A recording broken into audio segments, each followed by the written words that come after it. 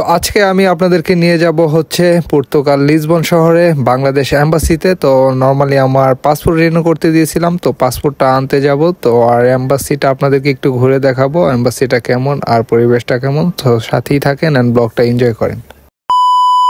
WhatsApp beautiful people, আসসালামু আলাইকুম, it's me Limon. আবার চলে আসলাম তোমাদের মাঝে নাদার ব্লগ নিয়ে। তো welcome to my official Facebook page and YouTube channel guys. তো রাইট নাও আছি হচ্ছে পর্তুগাল লিসবন শহরে মাতৃমণিস মেট্রো স্টেশনের ভিতরে। তো এখন মেট্রো স্টেশনে আসছি হচ্ছে ট্রেনের টিকিট কাটার জন্য। আর আমি টেম্পোরারি টিকিটটা নিছি, আমি মেট্রো কার্ড বা বাস কার্ড বানাই নেই, জাস্ট €1 একটা কার্ড আছে টেম্পোরারি, ওইটা ইউজ করতেছি। তো আমি এখন নর্মালি কোনো প্যাকেজও নিয়ে নেই, কারণ লিসবনে থাকার ইচ্ছা নাই, এখান থেকে মুভ করবো। দ্যাটস €5 কার্ডে ভরে নিছি, প্রতি পাঞ্চে €1.5 করে কেটে নিয়ে যাবে। সো এই হচ্ছে ঘটনা। তো এখন আমাদের মেট্রো অলরেডি চলে আসছে। তো এখন যাইতেছি হচ্ছে বাংলাদেশ এম্বাসির দিকে। আর এম্বাসিতে যাব হচ্ছে আমার পুরাতন পাসপোর্টটা রিনিউ করতে দিছিলাম। তো ওইটা আরো 5 মাস আগে যখন আসছিলাম আমি লিসবনে, তখন মূলত পাসপোর্টটা রিনিউ করতে দিয়ে যাই। আর আজকে সে পাসপোর্টটা উঠাবো। তো পাসপোর্ট উঠানোর জন্য হলো ফার্স্টে আসলাম হচ্ছে মেট্রো ধরে কাইজদাস চৌধুরী। সো ওইখানে আসলাম, এখান থেকে বাস ধরবো, বাস ধরে ডিরেক্ট হচ্ছে হলো আমার পাসপোর্ট অফিসে চলে যাব। বাসের জন্য মোটামুটি অনেকক্ষণ ওয়েট করছিলাম। তো যাক ফাইনালি বাস চলে আসছে, আর বাসে করে চলেও আসছি আমরা পাসপোর্ট অফিসে। তো পাসপোর্ট অফিসের মেন যে ভবনে, তো পাসপোর্ট অফিসে ঢোকার আগে বেশ কিছুক্ষণ হাঁটা লাগে বাসে থেকে নেমে। তো হাইটে এখন আমরা পাসপোর্ট অফিসের দিকে যাইতেছি,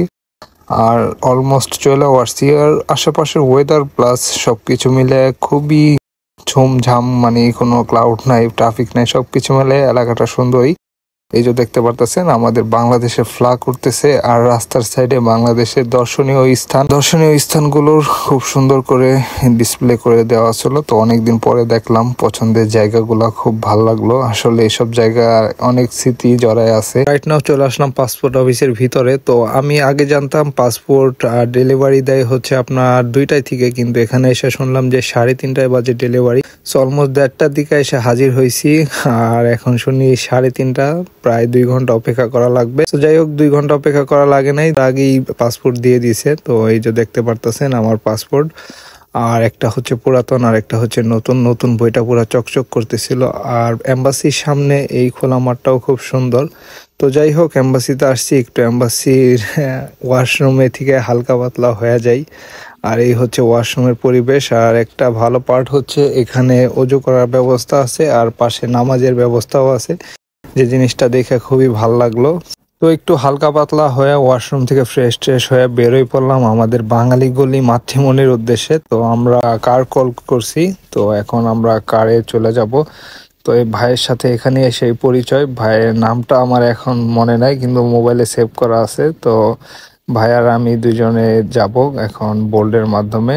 আর পরিবেশ একটু গরম গরম লাগতেছিল, আর দুজনে ওয়েট করতে করতে টায়ার্ড ছিলাম। আর বোল্ডে বাংলাদেশ এম্বাসি থেকে বাংলাদেশ গলিতে যাইতে মাত্র €5-6 লাগে। সো এটা 2 জনে গেলে বা 3 জনে গেলে একদম গায়ে না লাগার মতো, 4 জনে গেলে তো মনে করেন বাসের ভাড়ার থেকে কম হয়ে যায়। সো যাই হোক, এই যে ভাইকে অসংখ্য ধন্যবাদ। খাওয়াজ হচ্ছে ভাই আমার কাছ থেকে ভাড়াই নেয় নাই, ভাই একাই পুরো বোল্ডের ভাড়াটা দিয়ে দিয়েছে।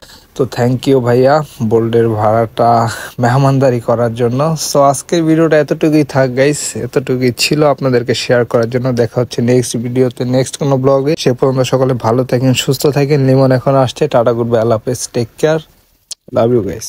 Yo, microphone check, we get a microphone check. Give it a microphone, I make the microphone dead. Don't step to me, new.